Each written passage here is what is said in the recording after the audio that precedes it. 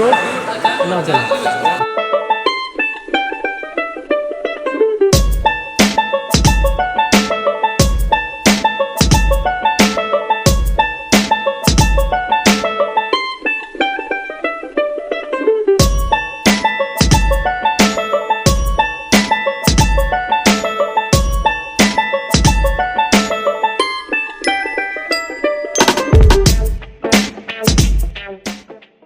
Cinema paradise ക്ലബിൻ്റെ വളരെ auspicious ആയിട്ടുള്ളൊരു മൊമെൻ്റാണിത്. സ്പെഷ്യൽ ടോക്ക് ഷോ ആണിത് ഇന്ന് അറേഞ്ച് ചെയ്തിരിക്കുന്നത്. നമുക്ക് ഗസ്റ്റുകളായിട്ട് വന്ന് CPCയിലെ മോസ്റ്റ് ഡിസ്കസിങ് പീപ്പിളാണ്. ഓക്കെ, ദിലീഷ് ഏട്ടാ വെൽക്കം, വിജയേട്ടാ welcome, Fahadh Faasil most welcome, and Shyam sir. We start with Thondi Muthal. Dileesh ഏട്ടനോട് തന്നെ ആദ്യം, captain of the ship Dileesh ഏട്ടാ. ആക്ച്വലി മഹേഷിൻ്റെ പ്രതികാരം ചെയ്തത് തൊണ്ടി മുതൽ ചെയ്യാൻ വേണ്ടിയിട്ടായിരുന്നു. അല്ല മഹേഷിൻ്റെ പ്രതികാരം എനിക്ക് സത്യത്തിൽ പറഞ്ഞു കഴിഞ്ഞാൽ ഒരു സിനിമ ചെയ്യണമായിരുന്നു. കുറച്ച് നാളായിട്ടുള്ള തപ്പിൽ അങ്ങനെ ഭയങ്കര പല കഥകൾ കേട്ടിരുന്നു. പല തവണ സിനിമ ചെയ്യാൻ വേണ്ടി ആദ്യത്തെ സിനിമ ചെയ്യാൻ ശ്രമിച്ചിട്ടുണ്ട്. അപ്പോഴൊക്കെ നമ്മളൊക്കെ തന്നെ അതിൻ്റെ ഒരു വളർച്ചയുടെ ഏതെങ്കിലും ഒരു ഘട്ടത്തിൽ നമ്മൾ തോറ്റു പോവുകയോ അല്ലെങ്കിൽ മടുത്തു പോവുകയോ ബോറടിച്ചു പോവുകയോ അല്ലെങ്കിൽ മുമ്പോട്ട് നീങ്ങാതെ പോവുകയോ ഒക്കെ ചെയ്യുന്ന അവസ്ഥകളിൽ പല പരിപാടികളും പല കാരണങ്ങളും ഉണ്ട്. പക്ഷേ മഹേഷ് തുടങ്ങിക്കഴിഞ്ഞിട്ട് അത് നിർത്താൻ പറ്റുമായിരുന്നില്ല. എൻ്റെ വർക്ക് അങ്ങനെ എൻ്റെ ആവശ്യം അങ്ങനെ ചെയ്ത പടമാണ് മഹേഷ്. എൻ്റെ അതിന് സത്യത്തിൽ ഒരു ഒരുക്കങ്ങളോ ഇതിൻ്റെ മുമ്പോട്ടുള്ളൊരു സാധനങ്ങളോ അങ്ങനെ ഒരു കാഴ്ചയില്ല. മഹേഷ് എന്ന് പറഞ്ഞാൽ കഥ കേട്ടപ്പോൾ അത് സിനിമ ചെയ്യാൻ ഏറ്റവും സൗകര്യമുള്ളവരുടെ ഒത്തു കിട്ടിയ പോലെയാണ് തോന്നിയിട്ടുള്ളൂ. അത് ആ ഒത്തു കിട്ടിയ സാധനം പടച്ചു എന്നേ ഉള്ളൂ.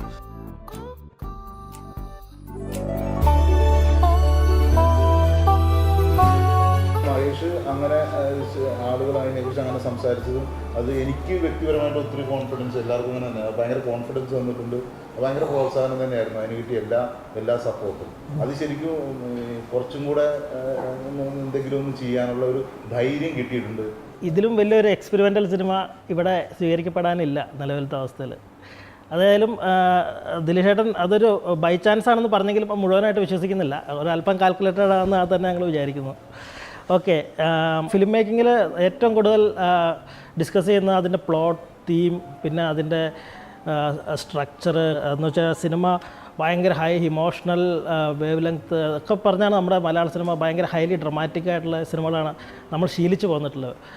പക്ഷേ ദിലീഷ് ഏട്ടൻ ഫസ്റ്റ് ചെയ്ത സിനിമ ഒരു ലൂണാർ ചെരുപ്പും രണ്ടാമത് ചെയ്ത സിനിമ ഒരു മാലയുമാണ്. പ്ലോട്ട് കൊണ്ടുവന്ന മെയിൻ 2 ഐറ്റംസ്. ഇത്രയും ചെറിയ തോട്ടിൽ ഒരു സിനിമ ചെയ്യാം എന്ന ഒരു സംവിധാനം തീരുമാനിക്കണമല്ലോ. ഈ 2 സിനിമകളിലെയും പ്ലോട്ട്, ഇപ്പം മഹേഷിൻ്റെ പ്ലോട്ട് ശ്യാമു പറയുമ്പോൾ അല്ലെങ്കിൽ സജീവ് തൊണ്ടി മുതലിൻ്റെ പ്ലോട്ട് പറയുമ്പോഴേക്കൊക്കെ ആ പ്ലോട്ട് കേൾക്കുമ്പോഴത്തേക്കും നമുക്ക് കിട്ടുന്നൊരു ആസ്വാദനം.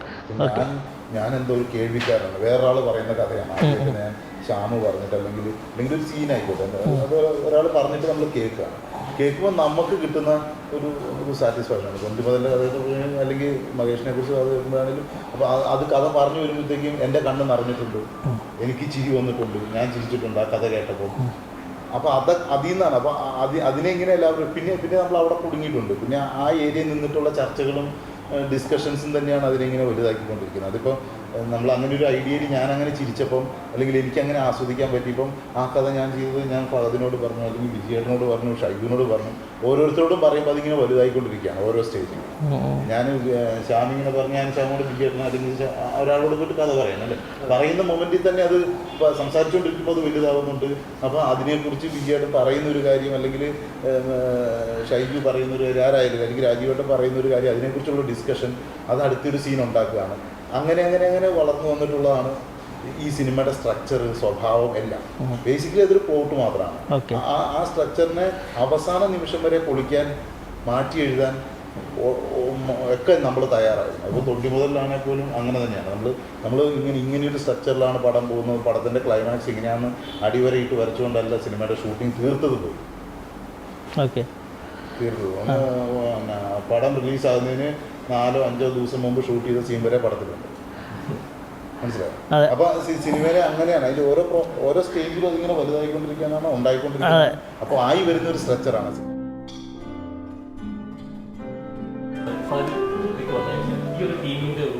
എങ്ങനെയാണോ ഒരു എഫക്ട് ഫലത്തിലുണ്ട്?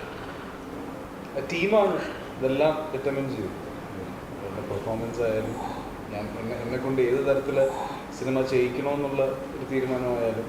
ഇപ്പോൾ 93 ആദ്യത്തെ ഡിസ്കഷൻ സമയത്ത് ഞാൻ ഈ റോളല്ലായിരുന്നു, ഞാൻ മറ്റേ റോളായിരുന്നു ചെയ്യാൻ പറ്റും. ഒരു ദിവസം ഗിരീഷിന് തോന്നി, എന്നെ ഒരു ദിവസം രാത്രി വിളിച്ച് പറഞ്ഞ് ഇത് സ്വാപ്പ് ചെയ്യാൻ മറ്റേ റോൾ ഞാൻ ചെയ്യും. അപ്പം നമുക്ക് ഈ പണി അറിയാവുന്നവരുടെ കൂടെ വർക്ക് ചെയ്യുമ്പോഴത്തേക്കും ചോദ്യം ചോദിക്കേണ്ട കാര്യമില്ല. അവർക്ക് നമ്മളെക്കാളും കുറച്ചുകൂടെ ക്ലാരിറ്റിയോടെ ആ സിനിമ കാണാൻ പറ്റുന്നുണ്ട്. എനിക്ക് ഏറ്റവും ഇമ്പോർട്ടൻ്റ് അതുമാണ്, സിനിമ കാണാൻ പറ്റിയാണ്. എന്നെക്കാളും കുറച്ചുകൂടെ ക്ലിയർ ആയിട്ട് ഒരു ഫിലിം മേക്കർ അല്ലെങ്കിൽ എൻ്റെ റൈറ്റർ ആ സിനിമ കാണുകയും ആ സിനിമ നമ്മളിലേക്ക് എന്താ പറയുക കമ്മ്യൂണിക്കേറ്റ് ചെയ്ത് തരുകയും ചെയ്യുന്നതാണ് ഫിലിം മേക്കിങ്ങിൻ്റെ ആദ്യത്തെ സ്റ്റെപ്പ്. അപ്പം അതെനിക്ക് വളരെ ഈസി ആയിട്ട് ഷ്യാമിൻ്റെ കൂടെയും പോത്തിൻ്റെ കൂടെയൊക്കെ ഈസി ആയിട്ട് നടക്കും. എന്ന് വെച്ചാൽ ഞങ്ങളങ്ങനെ എനിക്കത് വളരെ ഓപ്പണായിട്ട് പറയാൻ പറ്റുന്ന കാര്യം, ഇന്ന് വരെ ഞാൻ ദിലീഷിനോട് എന്നാൽ ഇങ്ങനെ ഒരു സിനിമ ചെയ്യാം ഇരിക്കുന്നു പറഞ്ഞാൽ അങ്ങനെ ഇരുന്നിട്ടില്ല. ഷൂട്ടിൻ്റെ തലേന്നാണ് സംസാരിക്കുന്നത്, ചില സമയങ്ങളിൽ അന്ന് രാവിലെയാണ് സംസാരിക്കുന്നത്. അത് പക്ഷേ എനിക്കെന്ത് ചെയ്യാൻ പറ്റുന്നു, അവർക്കെന്താണ് വേണ്ടതെന്ന് എനിക്ക് അല്ല, ഇവരുടെ ഒരു സ്റ്റൈൽ എന്ന് പറഞ്ഞ കഥ എന്ന് പറയുന്നത് ഭയങ്കരമായി നമ്മൾ ബേസ് ചെയ്തിരുന്ന സമയം, കഥ തിരക്കഥ. അതിൽ നിന്ന് മാറി ഇപ്പം ശ്യാംപുഷ്കർ ചെയ്ത ഡയലോഗ് വളരെ ചുരുക്കിയ ഡയലോഗ്. ഡയലോഗ് ഞാൻ ഒരു പേപ്പർ പോലും ഞാൻ അല്ല, അതാണ് പടത്തിൽ വളരെ ചുരുക്കിയ ഡയലോഗിൽ വലിയ വലിയ മെസ്സേജുകളാണ് കൺവേ ചെയ്യുന്നത്. അപ്പൊ അത് ആൾക്കാർക്ക് കൺസീവ് ആവുന്നുണ്ട്. അതാണ് ഏറ്റവും വലിയ കാര്യം, ആൾക്കാർക്ക് അത് മനസ്സിലാവുന്നുണ്ട്. ഒരു താങ്ക് യു പറയുമ്പോഴോ ഒരു വെൽക്കം പറയുമ്പോഴോ ആൾക്കാർക്ക് അത് ഭയങ്കരമായി അത് രജിസ്റ്റേർഡ് ആവുന്നുണ്ട്. അതൊരു വലിയ കാര്യം തന്നെയാണ്. അപ്പം ഒരു കഥാപാത്രം എന്ന നിലയിലേക്ക് കൂടുതൽ പ്രഷർ നിങ്ങളിലേക്ക് വരുന്നതിന് തോന്നിയിട്ടുണ്ട്? അതായത് കഥ ഭയങ്കരമായിട്ടില്ല, കഥാപാത്രം സിറ്റുവേഷൻ മൂവ് ചെയ്യേണ്ട ഒരു അവസ്ഥയാണ് സിനിമയിൽ. എനിക്ക് അങ്ങനെ എനിക്ക് സത്യം പറഞ്ഞാൽ എനിക്കിത് ഭയങ്കര ഈസിയാണ് ഇവരോട് വർക്ക് ചെയ്യുന്നത്. ഇപ്പോൾ ഇതിൻ്റെ ലെയേഴ്സോ കോംപ്ലിക്കേഷനോ ഒന്നും എനിക്ക് അറിയില്ല. അത് എന്നോട് പലരും ചോദിച്ചിട്ടുണ്ട്, അത് എങ്ങനെ ഇത്രയും ലെയേഴ്സും ഡൈനാമിക്സ് ഒക്കെ കൊണ്ട് ഇവരോട് വർക്ക് ചെയ്യുമ്പോൾ എനിക്കിത് ഭയങ്കര ഈസി പ്രോസസ്സായിട്ടാണ് തോന്നിയത്. തൊടുമുലേക്ക് വരുന്ന രാജീവേട്ടൻ്റെ ക്യാമറ, അത് പ്രത്യേകിച്ച് എന്തുകൊണ്ട് രാജീവ് രവി? വളരെ സിമ്പിൾ, എന്തുകൊണ്ട് രാജീവ് രവി ചെയ്തത്? രാജീവ് രവി അല്ലാതെ ഒരാൾ സിനിമ 90 ഷൂട്ട് ചെയ്ത് നിങ്ങൾ ഇമാജിൻ ചെയ്യും. ആ സിനിമ ഈ സിനിമയായിട്ടുള്ള വ്യത്യാസം തന്നെയാണ്. അല്ല, അങ്ങനെയല്ല. ഇപ്പം രാജീവേട്ടൻ്റെ ഇപ്പം നമ്മളൊരു കഥ ഉണ്ടാവുകയാണ്. ആദ്യം ഇപ്പം സജീവ് വന്നിട്ടൊരു കഥ പറയണം. അപ്പം കഥ പറഞ്ഞാൽ കഥ കേൾക്കുമ്പോൾ നമുക്ക് തോന്നുവാണ് ഭയങ്കര രസമുണ്ട്. അപ്പോൾ നമുക്ക് പല പല ഓപ്ഷൻ നമ്മുടെ സുഹൃത്തുക്കളോടെന്ന നിലയിൽ പലരോട് പറയുന്നു. ചിലപ്പോൾ നമ്മളോട് ഇപ്പം ഞാൻ ഇത് ആദ്യം ഷൈജുവിനോട് പറഞ്ഞു, ഷൈജു കാര്യത്തിനോട് പറഞ്ഞു. അങ്ങനെ പലരോട് നമ്മൾ പറയുന്നു, അഭിപ്രായങ്ങൾ എടുക്കുന്നു. അതിൻ്റെ വളരുന്നതിനനുസരിച്ച് നമുക്ക് തോന്നുവാണ് ഈ കഥാപാത്രം ഭാഗത്ത് അഭിനയിച്ചാൽ നന്നാവില്ലേ എന്ന് നമുക്ക് തോന്നുന്ന പോലെ തന്നെയാണ് ഇതിൽ വിജയേട്ടൻ മ്യൂസിക് ചെയ്താൽ നന്നാവില്ലേ എന്ന് തോന്നുന്നത്, അല്ലെങ്കിൽ ഇന്നയാൾ ഇതിന് വേണ്ടി വർക്ക് ചെയ്താൽ നന്നാവില്ലേ എന്ന് തോന്നുന്നു, അല്ലെങ്കിൽ രാജീവേട്ടൻ ഇതിനകത്ത് ക്യാമറ ചെയ്താൽ നന്നാവില്ലേ എന്ന് തോന്നുന്നു. ഇത് നമ്മുടെ ഇടയിൽ ഒരു ചർച്ചയായിട്ട് ചെറുതായി ചർച്ചകൾ ഇപ്പോൾ രാജീവേട്ടൻ വേണം. അപ്പോൾ എനിക്ക് കുറച്ചുകൂടെ വലിയ പടത്തിൽ രാജീവേട്ടൻ വിളിക്കാം. അപ്പോൾ നമ്മൾ ഇത് എക്സ്പ്ലോർ ചെയ്യാൻ രാജീവേട്ടൻ വേണ്ടേ? നന്നേക്കും. അപ്പോൾ അങ്ങനെയുള്ള ആലോചനകൾ നമ്മൾ ഡിസ്കഷൻ നമ്മൾ ഇയാളെ വേണോ ഇയാളെ വേണ്ടേ കാര്യമായിട്ട് ആലോചിക്കാറുണ്ട്. അയാളെ കൊണ്ടുവന്ന് ഉപയോഗിക്കാൻ പറ്റുമോ? ഇപ്പോൾ രാജീവേട്ടൻ അസാധ്യമായ നടുവേദനയായിട്ട് ഷൂട്ട് ചെയ്ത പടമാണത്. ഒരുപാട് ഹാൻഡ് ഹെൽഡ് ഉണ്ട് ഈ സിനിമയിൽ. ഹാൻഡ് ഹെൽഡ് ചെയ്താലേ ശരിയാവുള്ളൂ. ആ എഫേർട്ട് നമുക്ക് അറിയാൻ പറ്റില്ല. ഇപ്പോൾ SI പുള്ളി ഇടിച്ചിട്ട് സ്റ്റേഷനിലേക്ക് കയറി പോകുന്ന സാധനമുണ്ട്. കുറച്ച് സ്പേസിൽ നിന്ന് ഒരു ഹാൻഡ് ഹെൽഡ് ചെയ്തിരിക്കാനുള്ള ഫോക്കസ് പോകുന്നുണ്ട്. അതങ്ങനത്തെ ഒരുപാട് അത്ര എനർജിയിലാണ് റൂമിലോട്ട് കയറ്റി വിടുന്നത്. സച്ചിൻ ബാറ്റ് ചെയ്യുന്ന പോലെയാണ്. അതായത് ഇടിച്ചിട്ട് തിരിച്ചു പോകുന്ന SI ആ പവറിൽ അതിനകത്തോട്ട് കയറിയാൽ മാത്രമേ അവിടെ നിൽക്കുന്നവർക്ക് ആ കമ്മ്യൂണിക്കേഷൻ അത് കിട്ടത്തുള്ളൂ. അപ്പോൾ അത് ഭയങ്കര ഇമ്പോർട്ടൻ്റ് ആണ് അതിനെ അങ്ങനെ ഫോളോ ചെയ്യാന്നുള്ളത്. പക്ഷേ അദ്ദേഹം ഈ സിനിമ ചെയ്യാൻ തയ്യാറാകുമോ എന്നുള്ളത് എനിക്ക് അറിയില്ലായിരുന്നു.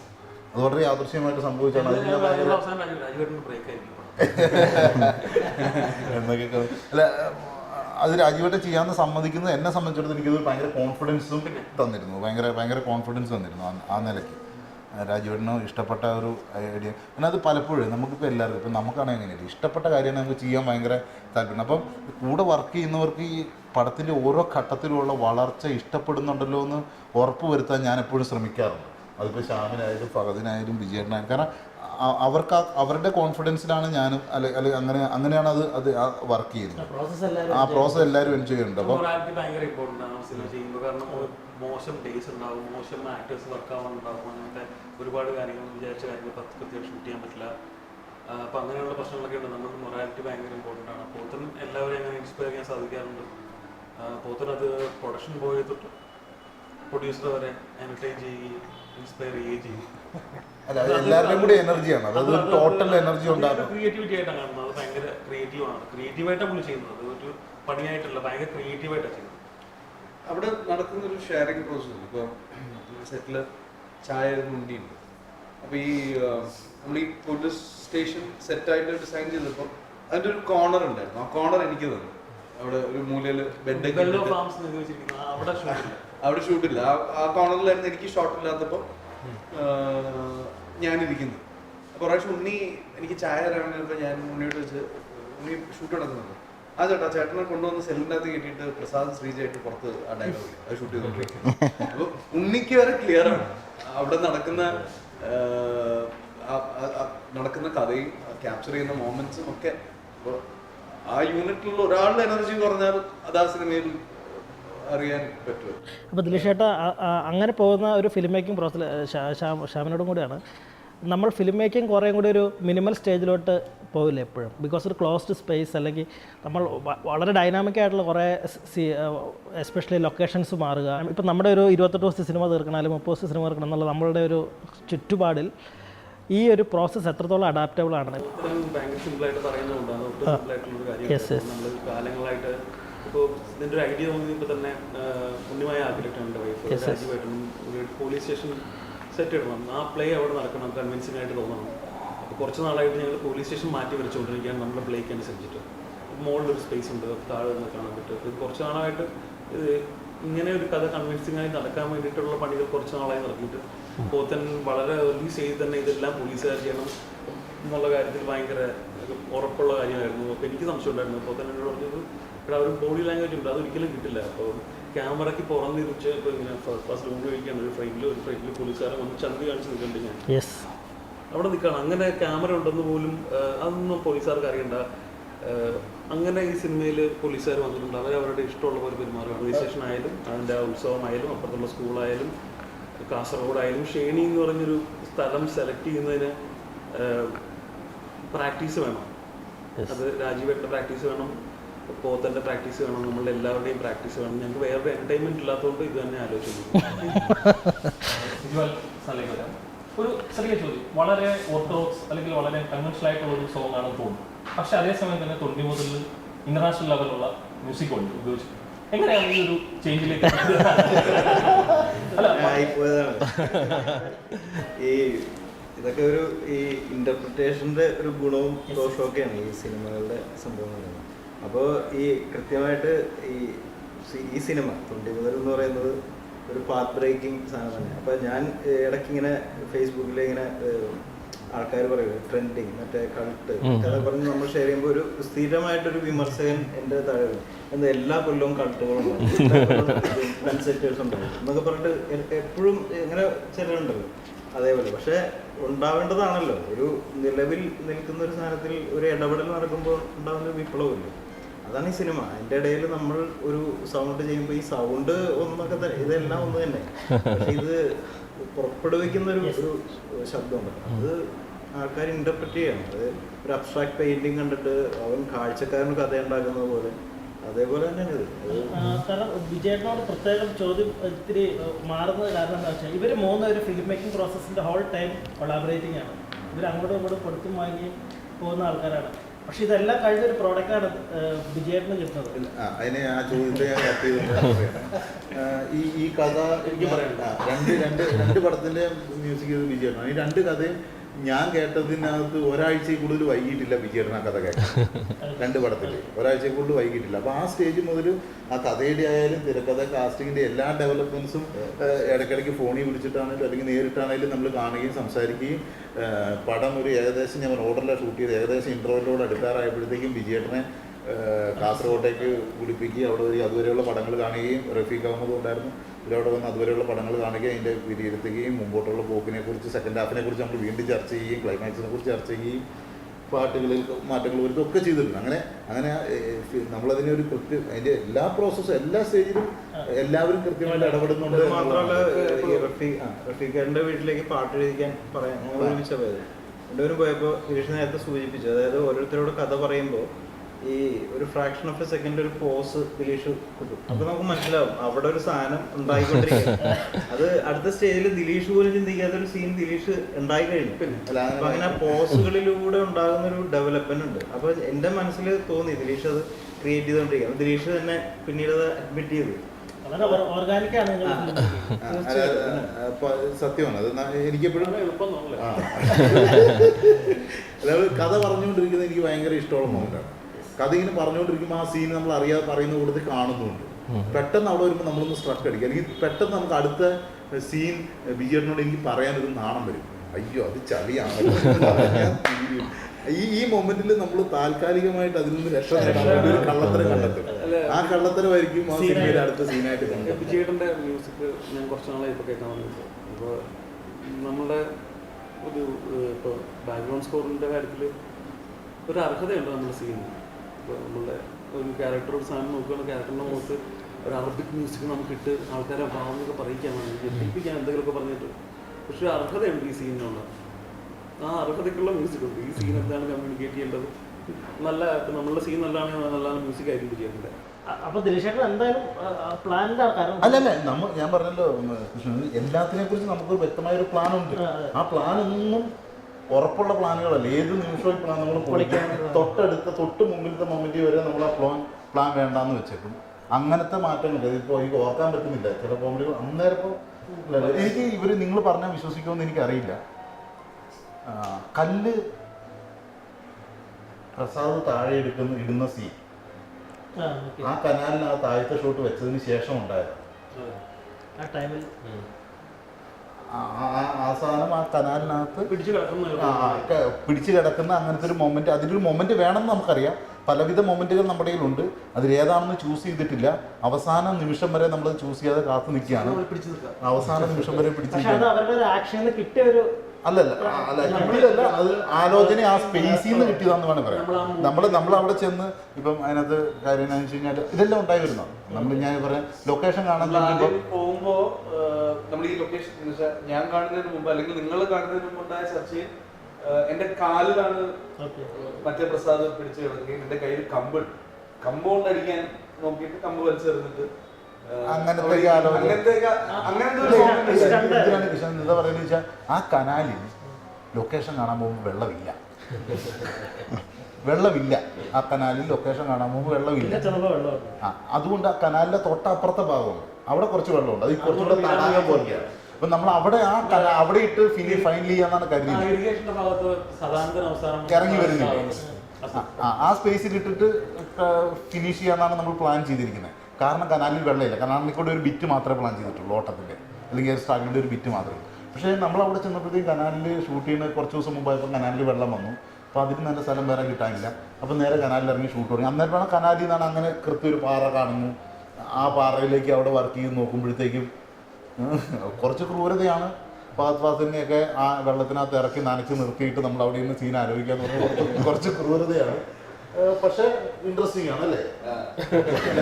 കാണാൻ വേണ്ടി ചെല്ലുമ്പോഴത്തേക്കും രാജീവ് ദിലീഷ് പോത്തിനൊക്കെ വെള്ളത്തിൽ നിന്നിട്ട് വിളിച്ചോണ്ട് നിൽക്കുകയാണ്.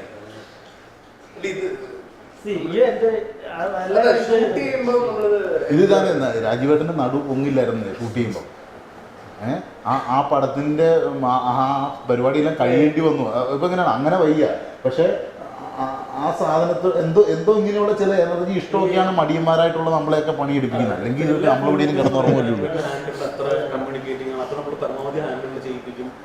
അല്ലൂർജിന്റെ പടത്തിൽ പുള്ളി നന്നായിട്ട് ചെയ്യുന്ന അല്ല അതെല്ലാവരും നോക്കിയിരിക്കുന്നതാണ്. അല്ലൂർജിന്റെ പടത്തിൽ പുള്ളി എന്തായാലും പുള്ളിയുടെ നാളായി പുറകെ നടക്കുകയാണ്. അപ്പൊ ചെയ്യാൻ പുള്ളി അല്ലൂർജൻ എന്തോ കണ്ടിട്ടുണ്ട്. അതുപോലെ അദ്ദേഹം ആവശ്യമില്ലാത്ത കുറെ ആൾക്കാരെ സെറ്റ് ചെയ്ത് മാറ്റുന്നതൊക്കെ ശരിയാണ്. അങ്ങനെയൊന്നുമില്ല. നമുക്ക് സെറ്റിൽ നമുക്ക് ആവശ്യമുള്ള ആളുകൾ കൂടുന്നത് നമ്മുടെ വർക്കിന്റെ ഫ്ലോയെ ബാധിക്കുമെന്നുള്ളതുകൊണ്ട്, പിന്നെ ഇത് സിങ് സൗണ്ടും കൂടി ആയതുകൊണ്ട് എത്ര നിന്നാലും അടുത്തടുത്ത് നിന്നിട്ട് ആൾക്കാർ ഒന്ന് വരാണ്ടിരിക്കാൻ വേണ്ടിയിട്ടാണ് മാക്സിമം ആളുകൾ. അത് നമുക്ക് എപ്പോഴും സമാധാനം ആവശ്യമാണല്ലോ. ജനക്കൂട്ടത്തിനൊന്ന് അടുത്ത് ജീവിക്കുക എന്ന് പറയുന്നത് വലിയ പാടാണ്. ഇഷ്ടമില്ലാത്ത ഞാൻ പ്രായമായതിൻ്റെയാണോ പുള്ളി ചോദിക്കാറ്. അത് തന്നെ ചേഞ്ചിലേക്ക്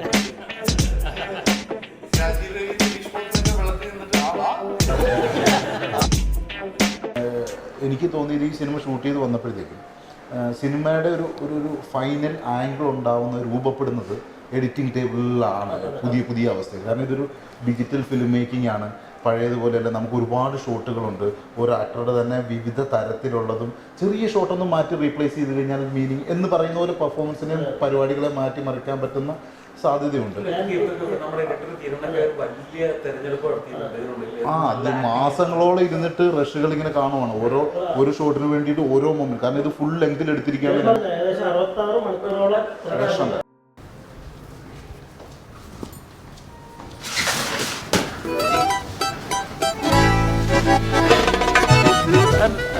രാജീവേട്ടൻ ഭയങ്കര എളുപ്പത്തിൽ ഷൂട്ട് ചെയ്യുന്ന ഒരാളാണ്. ഏറ്റവും എഫക്റ്റീവായിട്ട് ഷൂട്ട് ചെയ്യുന്ന ഒരാളാണ്. അപ്പോൾ ഞങ്ങൾ തൊണ്ടി വെറുതെ ഒരു എക്സാമ്പിൾ പറയുകയാണെങ്കിൽ, ഞങ്ങൾ ആദ്യത്തെ പാട്ടിൽ ടൈറ്റിൽ സോങ്ങിൽ ഞങ്ങൾ എഴുതിയിരുന്നത് ഒരു 26 സീക്വൻസാണ് മൊത്തം പാട്ടിന് വേണ്ടിയിട്ട്. ഞങ്ങളെന്താ 56 ഷൂട്ട് ചെയ്തു. വേറൊരു വേർഷൻ ഉണ്ട് പാട്ടിൻ്റെ. അത് പെട്ടെന്ന് നടക്കും പരിപാടികളൊക്കെ ഭയങ്കര ഇൻട്രസ്റ്റിംഗ് ആയിട്ട്. അപ്പോൾ അങ്ങനത്തെ ഒരു തെരഞ്ഞെടുപ്പ് നടത്തേണ്ടി വന്നു എഡിറ്ററിനൊക്കെ. അങ്ങനത്തെ അപ്പോൾ അങ്ങനെ ചെയ്തിട്ട് നമ്മളിത് മ്യൂസിക്കിന് കൊടുക്കുമ്പോൾ എനിക്കുണ്ടായിരുന്നൊരു കൺഫ്യൂഷൻ എന്ന് വെച്ചാൽ, വിജയേട്ടൻ ഓരോ സീനിലും ആരോടൊപ്പം നിൽക്കും, ആർക്കു വേണ്ടി വാദിക്കും എന്നുള്ളത് എനിക്കറിയാൻ ഭയങ്കര ക്യൂരിയോസിറ്റി ഉണ്ട്. വിജയേട്ടനെ ഒരു തരത്തിലും ഫോഴ്സ് ചെയ്തിട്ടില്ല, പ്രത്യേകിച്ച് ആദ്യ ഘട്ടത്തിൽ. അല്ലെങ്കിൽ നമ്മളൊരു ചർച്ചയ്ക്ക് തന്നെ ഞാൻ അധികം വിടാണ്ട് വിജയേട്ടൻ്റെ ഇൻഡിപെൻഡൻ്റ് ആയിട്ട് ഈ കട്ട് കാണുമ്പോൾ വിജയേട്ടൻ ആരുടെ കൂടെ നിൽക്കാനാണ് തോന്നുന്നത്. വിജയേട്ടൻ്റെ ഒരു പക്ഷം ഉണ്ടാവും മ്യൂസിക്കിൽ. ആ പക്ഷം കാണാൻ ഞാൻ ഭയങ്കര ക്യൂരിയസ് ആയിരുന്നു. Ultimately cinema is A transformation of A protagonist, അല്ലെങ്കിൽ മെയിൻ ആളുടെ ഒരു ട്രാൻസ്ഫർമേഷനാണ് സിനിമ എന്ന് പറയുന്ന ആക്ടേഴ്സ് ഉണ്ട്. ഫഹദിൻ്റെ കാര്യത്തിൽ അങ്ങനെ തോന്നാറുണ്ട്. കാരണം തുടക്കത്തിൽ ഒരാളും അവസാനിക്കുമ്പോൾ ഒരു തിരിച്ചറിവ് എന്ന ഒരാളുമായിരിക്കും ഫഹദിൻ്റെ മിക്ക ക്യാരക്ടേഴ്സും. അതും കൂടുതലും ഇൻറ്റേർണൽ കോൺഫ്ലിക്ട്സ് വളരെയധികം കൊണ്ടു നടക്കുന്ന ഒരാളായിട്ടുള്ളതായിരിക്കും കൂടുതലും ചർച്ച ചെയ്യപ്പെട്ടുള്ള ക്യാരക്ടേഴ്സും തോന്നിയിട്ടുണ്ട്. അപ്പോൾ സെലക്ഷനിൽ അത്തരം ഒരു സെലക്ഷൻ പ്രോസസ്സ് ബോധപൂർവം വരാറുണ്ടോ? അല്ല, ഞാനെപ്പോഴും ഒരു സിനിമ ചെയ്യാൻ ഡിസൈഡ് ചെയ്യുമ്പോൾ ഞാൻ ഫോളോ ചെയ്യുന്ന എൻ്റെ നറേറ്റീവാണ്. ഓക്കെ, ഞാൻ ഈ യോഗിൻ്റെ പുസ്തകം ഷൂട്ട് ചെയ്യുമ്പോഴാണ് പോത്തലിനോട് ആദ്യമായിട്ട് മഹേഷിൻ്റെ പ്രതികാരത്തിൻ്റെ ഒരു നറേഷൻ തരുന്നത്. അപ്പം എനിക്ക് മഹേഷൊന്നും അല്ലായിരുന്നു അവിടെ. എന്ന് വെച്ചാൽ മഹേഷ് എന്ന് പറഞ്ഞ കഥാപാത്രമൊന്നും അല്ല എന്നെ എക്സൈറ്റ് ചെയ്തത്. എനിക്കത് അതിൻ്റെ ഒരു എൻറ്റയർ നറേഷൻ, അത് നടക്കുന്ന സ്ഥലം, മഹേഷിന് ചുറ്റുമുള്ള ആൾക്കാർ, മഹേഷിനെ ഇട്ടിട്ട് പോകുന്ന പെണ്ണ്, പിന്നെ മഹേഷിനെ മഹേഷായിട്ട് പ്രണയത്തിലാണെന്ന് വേറൊരു പെൺകുട്ടി. അപ്പോൾ ഒരു ക്യാരക്ടറിനെ ബേസ് ചെയ്തിട്ടില്ലായിരുന്നു. ആ നറേറ്റീവ് ആക്ച്വലി അഡ്രസ് ചെയ്യുന്നത് എന്തെന്നുള്ളൊരു ആ എക്സൈറ്റ്മെന്റിലാണ് പൊതുവേ ഞാൻ സിനിമകൾ ചെയ്യുന്നത്. ഒരു ക്യാരക്ടറിന് വേണ്ടി അങ്ങനെ ഒരു സിനിമ ഞാൻ ഇതുവരെ. ഓക്കെ, അതുപോലെ തന്നെ വൺ മോർ തിങ്, ഫഹദ് ഏറ്റവും കൂടുതൽ കംഫർട്ടബിൾ ആവുന്ന കണ്ടിന്യൂസ് ഷോട്ട്സിലായിരിക്കും. അങ്ങനെ പറയുന്നില്ല, അങ്ങനെയല്ല ലോങ് ഷോട്ട് അല്ല, 2 shot rather than cuts, rather than short divided scenes. അങ്ങനെ ഒരു ഫീൽ വന്നിട്ടുണ്ട്. ഫഹദ് അങ്ങനെ ഒരു സ്പേസ് ആഗ്രഹിക്കുന്നുണ്ടോ ശരിക്കും സിനിമ ചെയ്യുമ്പോൾ? അതോ ഈ ഇമോഷണൽ കട്ട്സ് പെട്ടെന്ന് വരുമ്പോൾ ഉള്ളതിനേക്കാളും ഫഹദിന് ഇഷ്ടം ഒരൊറ്റ സ്പേസിൽ ഇങ്ങനെ? അത് എനിക്ക് മാത്രം എന്നല്ല, അത് ആക്ച്വലി പൊതുവെ എല്ലാ ആക്ടേഴ്സിനും താല്പര്യമുള്ള കാര്യമായിരിക്കും.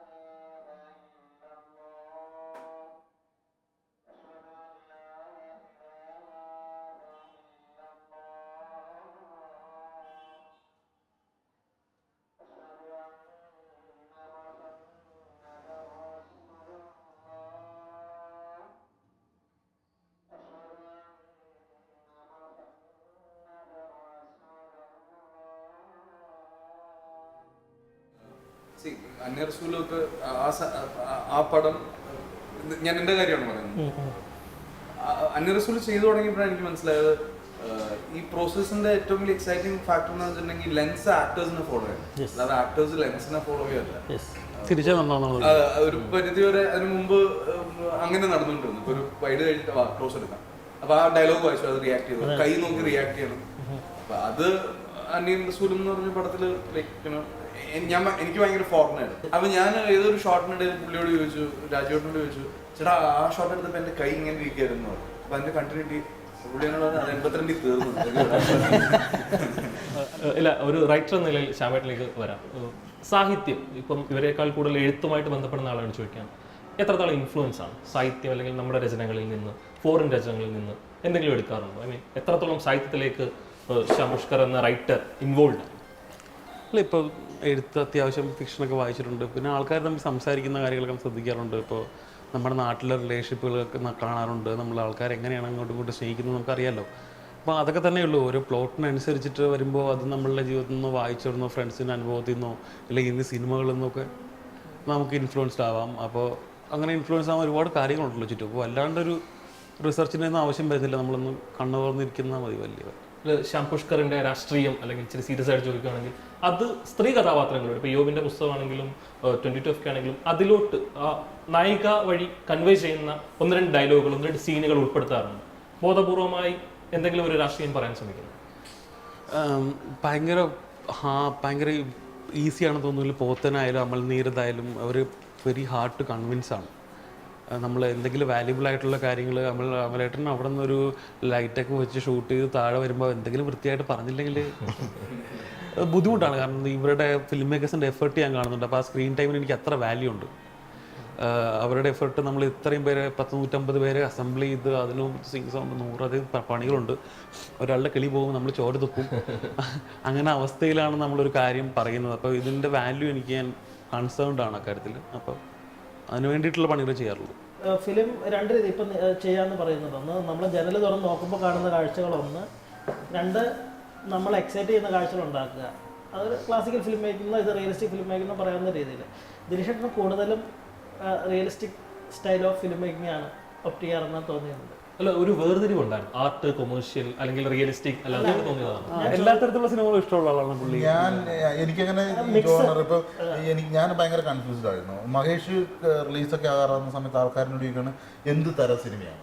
അപ്പൊ എനിക്ക് അതിനകത്തൊരു തരം പറയാൻ എനിക്കറിയത്തില്ല. ഇതിന് ചോദിക്കുന്നത് എന്ത് തരം സിനിമ, ഞാനിങ്ങനെ ആലോചിച്ചപ്പോൾ ഇതിനകത്ത് ജാതിയില്ല. അതിനകത്ത് എനിക്കത് പറയാൻ പറ്റും. ഇപ്പം ത്രില്ലർ ആണോന്ന് ചോദിച്ചാൽ അതൊരു ത്രില്ലർ ആണെന്ന് വേണമെങ്കിൽ പറയണം. അതിൻ്റെ ത്രില്ലർ സ്വഭാവം ഇടയ്ക്ക് കാണിക്കും. എന്നാൽ അത് സറ്റയർ ആണെന്ന് ചോദിച്ചാൽ അങ്ങനത്തെ സ്വഭാവങ്ങൾ ഇടയ്ക്ക് കാണിക്കുന്നുണ്ട്. എന്നാൽ അത് തീർച്ചയായിട്ടും അതൊരു ഡ്രാമ തന്നെയാണ്. എന്നാൽ അതൊരു സോഷ്യൽ ഡ്രാമയാണ്. അങ്ങനെ പല രീതിയിലുള്ള മിക്സ് അതിനകത്തുണ്ട്.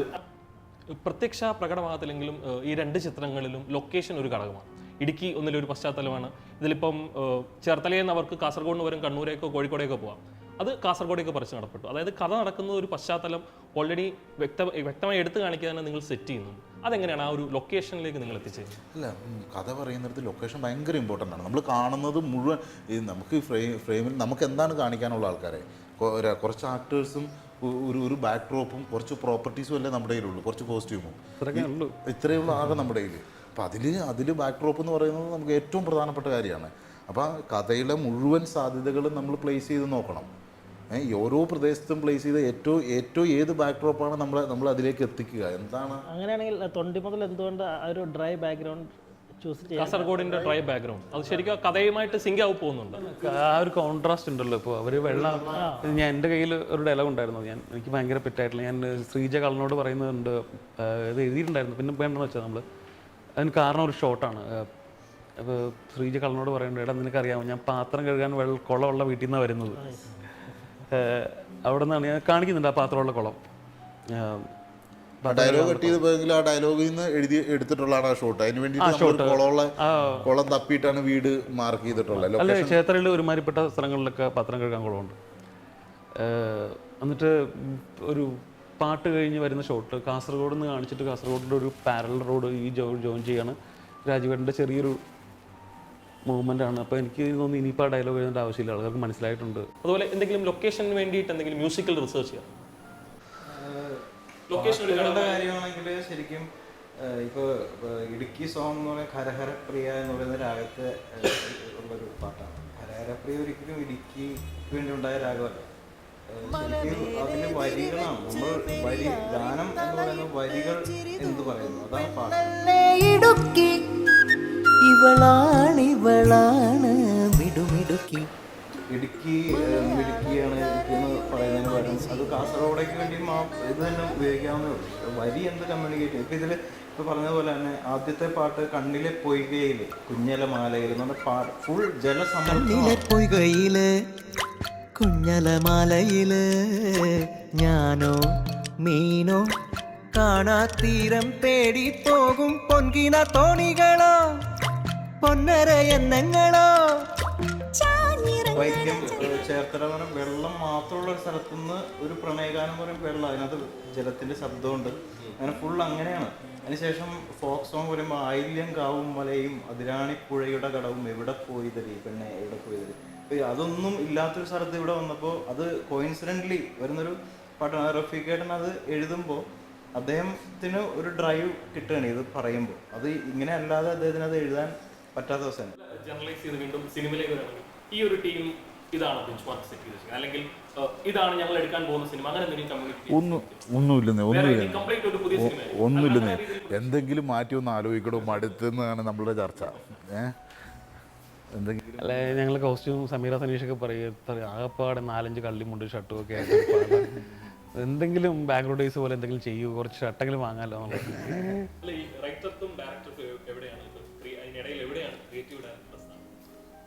അത് എവിടെയാണ് അല്ല എനിക്ക് തോന്നണേ ശ്യാം എഴുതുമ്പം ശ്യാം റൈറ്ററായിട്ട് വർക്ക് ചെയ്യുമ്പം നമ്മൾ ശ്യാമിനെ ക്രിയേറ്റീവ് ഡയറക്ടർ എന്ന് വിളിക്കണം എന്നാണ് എനിക്ക് മഹേഷിൻ്റെ അനുഭവത്തിൽ പറയാനുള്ളത്. കാരണം അത്ര ഡീറ്റെയിൽ ഉണ്ടാവും, അത്ര അണ്ടർലൈൻ ഉണ്ടാവും.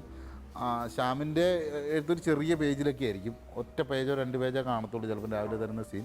പക്ഷെ അതിൽ ഒരു ലെഫ്റ്റ് സൈഡിലെ ഡിസ്ക്രിപ്ഷൻ എന്ന് പറഞ്ഞ് നമ്മൾ പറഞ്ഞു കേട്ടിട്ടുള്ള അവിടുത്തെ ഡിസ്ക്രിപ്ഷൻ കൂടുന്തോറും ഡയറക്ടറുടെ പണി കുറയുമെന്നാണ് കേൾക്കുന്നത്.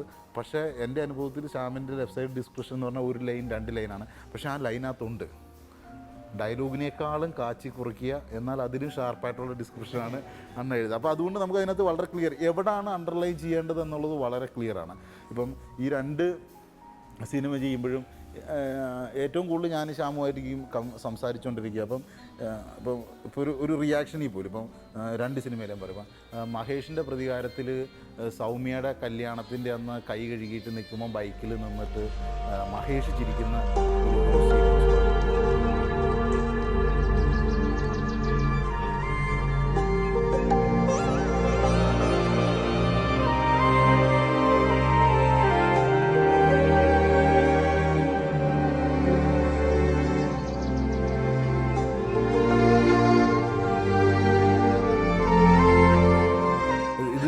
ടൈമിലുള്ളതാണ് അല്ലേ.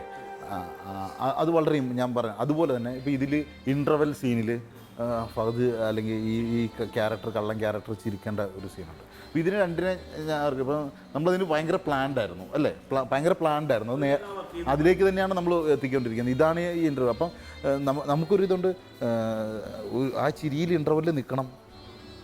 അത് നമുക്ക് നമ്മുടെ ആക്ടറിൽ അങ്ങനെ വിശ്വസിക്കാൻ പറ്റുമ്പോഴേ നമുക്ക് അങ്ങനത്തെ ഒരു കാര്യത്തിന് വേണ്ടി പ്രിപ്പയർ ചെയ്യാൻ പറ്റുള്ളൂ, നമുക്ക് നേരത്തെ എഴുതി വെക്കാൻ പറ്റുള്ളൂ.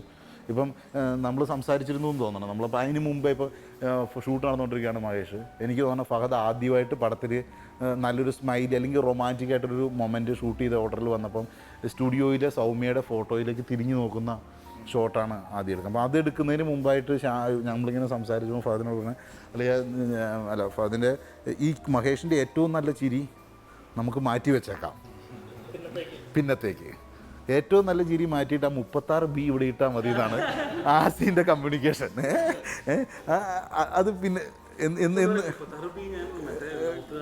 കൊടുത്തായിരുന്നു. അപ്പോൾ പക്ഷേ ഇത്തരം കമൻസാണ് നമുക്കിടയിലെ കമ്മ്യൂണിക്കേഷൻ. സത്യമായിട്ടും ഇൻ്റർവെൽ സീനിലും പറഞ്ഞിരിക്കുന്നത് ഏതോ 72 CO DO ഏതാണ്ടാണ് അലൈനിട്ടിരിക്കുന്നത്. അങ്ങനെയാണ് നമ്മുടെ ഒരു കമ്മ്യൂണിക്കേഷൻ നടന്നത്. പക്ഷേ അതിനകത്ത് ക്ലിയറാണ് കാര്യങ്ങൾ. 72 D എന്ന് പറയുമ്പം അല്ലെങ്കിൽ ഇടുമ്പോൾ നമ്മൾ പറയും നമുക്ക് വേണ്ട ഒരു 36P അങ്ങ് പിടിക്കാന്ന് പറഞ്ഞാൽ അതിനകത്ത് കിട്ടും കാര്യം എന്താണ് അല്ലേ. ഞങ്ങൾ പ്രതിനിധാനം ചെയ്യുന്ന ഒരു വലിയ ഗ്രൂപ്പാണ്, അറിയാമല്ലോ. അപ്പം അവിടെ ഉള്ളവർക്ക് വേണ്ടിയിട്ട് ഒരു ചോദ്യം ശാമിനോട് ചോദിക്കണം. എഴുതാൻ ഇപ്പോൾ പുതിയതായിട്ട് എഴുതാൻ ആഗ്രഹിക്കുന്ന ഒരാൾ വിഷ്വൽ എഴുത്തിനെ കുറിച്ച് പറഞ്ഞിരുന്നു ഒരു ഇന്റർവ്യൂ. സോ തിരക്കഥാ രചന എന്നുള്ള കണ്ടംപററി എല്ലാവരും ഫോളോ ചെയ്യുന്ന ആ സ്റ്റേജിലേക്ക് ഞങ്ങൾ പോകണം. വിഷ്വൽ റൈറ്റിംഗ് എന്ന് ശ്യാമേട്ടൻ സത്യം പറഞ്ഞ ഒരു ക്രിയേറ്റീവ് ഡയറക്ടർ ഒരു പോസ്റ്റ് വരുന്നു, ശ്യാമേട്ടനെ പറഞ്ഞ വിഷ്വൽ എഴുത്തിനെ കുറിച്ച് സംസാരിക്കുന്നു. പുതിയ അറിവാണ് ഞങ്ങളൊക്കെ ഉള്ളത്. ഒരു ഇൻട്രസ്റ്റിംഗ് ആയിട്ടുള്ള ബാലൻസ് പിടിക്കാവുന്നതാണ്. എല്ലാവർക്കും അറിയാം, നിങ്ങൾക്ക് എല്ലാവർക്കും അറിയാം. നിങ്ങൾ എല്ലാവരും ഇടുന്ന ഒരു പിക്ചർ കമൻറ്റിൽ പോലും അത്ര വിഷ്വലുണ്ട്, എല്ലാവരും സംസാരിക്കുന്നതിൽ എത്ര വിഷ്വലുണ്ട്, ആ ലാംഗ്വേജ് ഉണ്ട്. ഓൺലൈനിൽ കലക്കൻ എഴുത്തുകാരുണ്ട്, ഞാൻ കാണാറുണ്ട്. കമൻറ്റ് ബോക്സൊക്കെ വായിച്ച് നമ്മൾ ഒന്നൊന്നര ദിവസം ചിരിക്കാറുണ്ട്. നിങ്ങൾ നമ്മുടെ സിനിമകൾ കണ്ട് ചിരിക്കുന്ന പോലെ തന്നെ നമ്മൾ ചിരിക്കാറുണ്ട്. അത് ഞങ്ങളിൽ നിന്ന് എന്തെങ്കിലും എടുക്കാറുണ്ട്, ഞങ്ങളിൽ നിന്ന് എന്തെങ്കിലും ഈ പറഞ്ഞ കമന്റിൽ പിന്നെ തീർച്ചയായിട്ടും വളരെ ഇന്ന സിനിമയിൽ ഇത് ചെയ്താൽ അവർ വഴക്കും അല്ലെങ്കിൽ ഞങ്ങൾക്ക് വേറെ ആരാ ഉള്ളത്? അങ്ങനെയുള്ള രീതിയിൽ ഇല്ല, അങ്ങനെയൊന്നുമില്ല. നമ്മൾ വളരെ കൃത്യമായിട്ട് ഇപ്പം നമ്മളൊരു സാധനം ഇതിപ്പോൾ എപ്പോഴും എന്നുണ്ടല്ലോ, ഇപ്പോൾ ഈ സിനിമ ചെയ്യുമ്പോൾ എനിക്ക് ഇത് കുഴപ്പമില്ലായിരിക്കും, നമുക്കിഷ്ടപ്പെട്ടൊരു സാധനമാണ്, ആ വിശ്വാസം മാത്രമേ നമുക്കുള്ളൂ. അത് എത്ര പേര് ഇഷ്ടപ്പെടും എന്നുള്ളത് ആശങ്ക തന്നെയാണ് എന്നെ സംബന്ധിച്ചിടത്തോളം. ഞാൻ ഇതിരുമ്പോഴത്തേക്ക് എത്ര പേര് ഇഷ്ടപ്പെടും എന്നുള്ള ആൾക്കാരെങ്ങനെ ഇത് കൺസ്യൂം ചെയ്യുന്നുള്ളതിന് ഒരല്പം കോൺഷ്യസ് ആവുന്നില്ലേ ഇത്ര ഗ്രൂപ്പ് ചർച്ചകൾ കാണുമ്പോൾ? അത് ഞങ്ങളുടെ ടേസ്റ്റ് തിരിച്ചറിയാൻ വേണ്ടി. അല്ല, നിങ്ങളുടെ ടേസ്റ്റ് തിരിച്ചറിയാൻ മാത്രമല്ല, ഓരോരുത്തരും എങ്ങനെയാണ് ഈ സിനിമയെ കണ്ടതെന്നറിയാൻ നമുക്ക് ഭയങ്കര ആകാംക്ഷയുണ്ട്. ഞാൻ വിശ്വസിക്കുന്നത് ഞാൻ കാണുന്ന പോലെ അല്ല ഫഹദ് സിനിമയെ കാണുന്നത്. ഓരോ വ്യക്തിയുടെയും കാഴ്ച ഡിഫറെൻ്റ് ആണ്, അയാൾക്ക് ഓരോരുത്തർക്കും ഫീൽ ചെയ്യുന്ന ഡിഫറെൻ്റ് ആണ്. പലപ്പോഴും ഇപ്പോൾ മഹേഷിനെ കുറിച്ച് എഴുതി വന്നപ്പോഴത്തേക്കും ചില കാര്യങ്ങൾ നമ്മൾ ചിന്തിക്കാത്തതും അറിയാത്തതുമായിട്ടുള്ള ഒരുപാട് കാര്യങ്ങൾ എന്നാൽ കറക്റ്റായിട്ടുള്ളത് സംഭവിച്ചിട്ടുണ്ടെന്നുള്ളത് ഭയങ്കര യാഥാർത്ഥ്യം. CPC ലോക സിനിമ ചർച്ച ചെയ്തുകൊണ്ടിരുന്ന CPC ഒരു ഘട്ടം മലയാള സിനിമയിലേക്ക് മാറി മഹേഷ് വന്നതിന് ശേഷം CPCയിലുള്ള ആൾക്കാരുടെ പുച്ഛമാണ് എൻ്റെയും പുച്ഛം. ഞാനത് ഭയങ്കരമായിട്ട് ആ പുച്ഛത്തിൽ ഞാൻ ബഹുമാനിക്കും. ഏറ്റവും നല്ല കമ്മ്യൂണിക്കേഷൻ കൊടുത്ത് പണി ചെയ്യാതെ ഇവര് ബ്രില്യൻസ് തപ്പിക്കൊണ്ടിരിക്കുകയാണ്. ഞാൻ എൻ്റെ ലൈഫിൽ പോലീസ് സ്റ്റേഷനത് കയറിയിട്ടില്ല. നീ കണ്ടുവരുന്നില്ല സമയം. അപ്പം അതിനെപ്പറ്റി നമ്മൾ തള്ളേണ്ടി വരും, പുള്ളി തള്ളില്ല. അദ്ദേഹത്തിൽ ലാലേട്ടൻ ചെയ്ത പോലെ ഒരു റോളൊക്കെ ചെയ്യണമെന്ന് ഭയങ്കര ആഗ്രഹമുള്ള ഒരാളാണ് ഞാൻ. ഗുരക്കുൾ സീൻ ഫസ്റ്റ് ക്ലാസ്സിൽ